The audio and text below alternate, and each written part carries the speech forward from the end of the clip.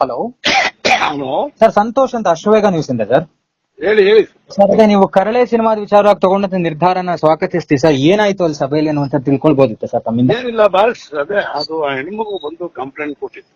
ಹಾ, ಆ ಕರಾಳೆ ಪೋಸ್ಟ್ ಏನ್ ಮಾಡಿದ್ರಲ್ಲ ಇವರು, ಹ್ಮ್ ಫಸ್ಟ್ ಪೋಸ್ಟ್ ಅಂತ ಅದೇನೋ ಇದು ಮಾಡ್ಕೊಂತಾರಲ್ಲ, ಹ್ಮ್ ಅದರಲ್ಲಿ ನಮ್ಗೆ ತುಂಬಾ ಅಂದ್ರೆ ನಮ್ಗೆ ಆ ಮಗು ಗರ್ಭದಿಂದ ಹೊರಗಡೆ ಬರ್ತಾ ಇರತಕ್ಕಂಥದ್ದು, ಹ್ಮ್ ಹ್ಮ್ ಕರಳನ್ನ ಕೈಯಲ್ಲಿ ಹಿಡ್ಕೊಂಡು ಮಗು ಇರುತ್ತೆ.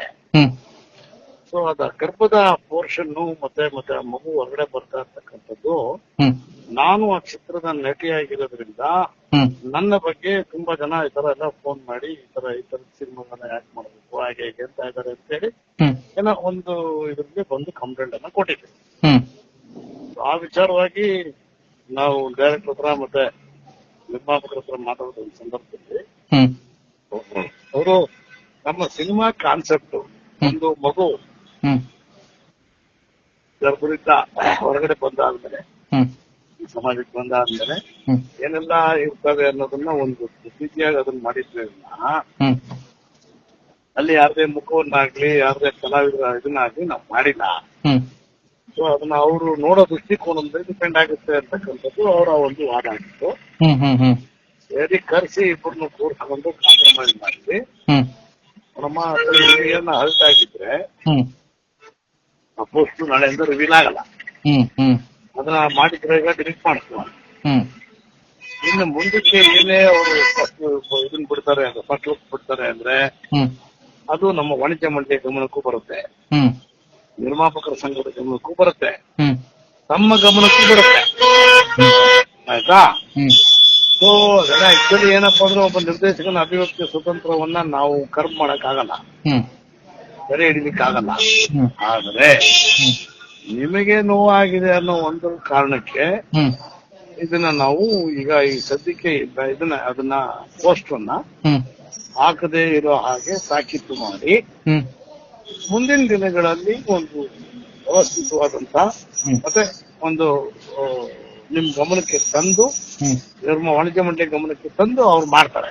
ಯಾರು ನಿರ್ಮಾಪಕರು, ನಿರ್ದೇಶಕರು. ಹ್ಮ್ ಹ್ಮ್ ಹ್ಮ್ ಸೊ ಅದಕ್ಕೆ ಸಂಬಂಧಪಟ್ಟಾಗ ಅವರು ಇಲ್ಲೇ ಇದ್ದಾರೆ, ನೀವು ಇಲ್ಲೇ ಇದ್ದೀರಿ. ಹ್ಮ್ ಆಮೇಲೆ ಇನ್ನ ಶೂಟಿಂಗ್ ಬೇರೆ ಬ್ಯಾಲೆನ್ಸ್ ಇದೆ. ಹ್ಮ್ ಇದು ಯಾವ್ದೋ ಒಂದು ಸಣ್ಣ ವಿಚಾರಕ್ಕೆ ನೀವು ತರ ಹಿಂಗೆ ಮನಸ್ತಾಪಗಳನ್ನ ಮಾಡ್ಕೊಂಡು ದೂರ ಆಗೋದ್ರಿಂದ ಹ್ಮ್ ಅವ್ರಿಗೆ ಅದು ಎಫೆಕ್ಟ್ ಆಗುತ್ತೆ. ಹ್ಮ್ ಸಿನಿಮಾ ಕಂಪ್ಲೀಟ್ ಆಗಲ್ಲ, ಕೋಟ್ಯಾಂತರ ರೂಪಾಯಿ ಬಂಡವಾಳ ಹಾಕಿರ್ತಾರೆ.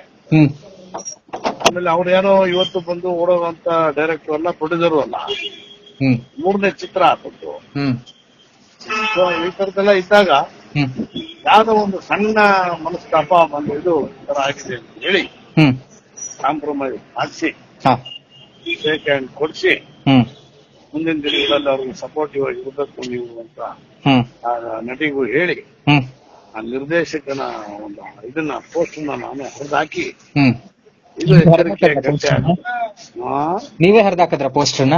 ಹೌದೌದು, ಎಸ್ ಸರ್, ನಾನೇ ಹರಿದಾಕಿ ಹಾ ಸರ್. ಮುಂದಿನ ದಿನಗಳಲ್ಲಿ ಇದೊಂದು ಎಚ್ಚರಿಕೆಯ ಗಂಟೆ.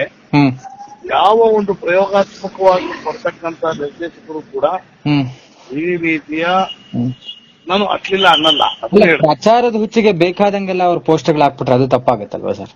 ಅಲ್ಲ, ಅದನ್ನೇ ಹೇಳಿದೆ. ಎಲ್ಲೋ ಒಂದ್ ಕಡೆ ನಿಮ್ಮ ಅಭಿವ್ಯಕ್ತಿ ಸ್ವತಂತ್ರ ಹ್ಮ್ ಮತ್ತೆ ನಿಮ್ಮ ಒಂದು ಆ ಚಿತ್ರದ ಬಗ್ಗೆ ನಿಮ್ಮಲ್ಲಿ ಇರ್ತಕ್ಕಂತ ಕಾನ್ಸೆಪ್ಟ್ಗೆ ನೀವು ತಕ್ಕನಂಗೆ ನೀವು ಮಾಡಿದೀನಿ ಅಂತ ನೀವ್ ಅಂತೀರಿ. ಹ್ಮ್ ಆದ್ರೆ ಅದು ಇನ್ನೊಬ್ರಿಗೆ ಹರ್ಟ್ ಆಗುತ್ತಲ್ಲ. ಹೌದು ಹೌದು ಹೌದು. ಅದು ಬೇರೆಯವ್ರಿಗೆ ಯಾರಿಗಾನ ಹರ್ಟ್ ಆಗಿದ್ರೆ ನಾವು ಓಕೆ ಬಿಟ್ಬಿಡಿ ಅನ್ಬೋದಾಗಿತ್ತು. ಆ ಚಿತ್ರದಲ್ಲಿ ನಟನೆ ಮಾಡಿರ್ತಕ್ಕಂತ ನಟಿಗೆನೆ ಹರ್ಟ್ ಆಗಿದೆ. ಕರೆಕ್ಟ್. ಹ್ಮ್ ಸೊ ಆ ನಟಿ ಇಲ್ಲಿ ಬಂದು ದೂರ್ ಕೊಟ್ಟಿದೆ.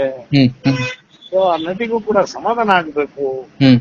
ಮುಂದಿನ ದಿನಗಳಲ್ಲಿ ಸಾರ್ವತ್ರಿಕ ವಲಯದಲ್ಲಿ ಸಾಮಾಜಿಕ ಜವಾಬ್ದಾರಿ ಇದೆ ನಮಗೆ, ಕರೆಕ್ಟ್ ಅಲ್ವಾ?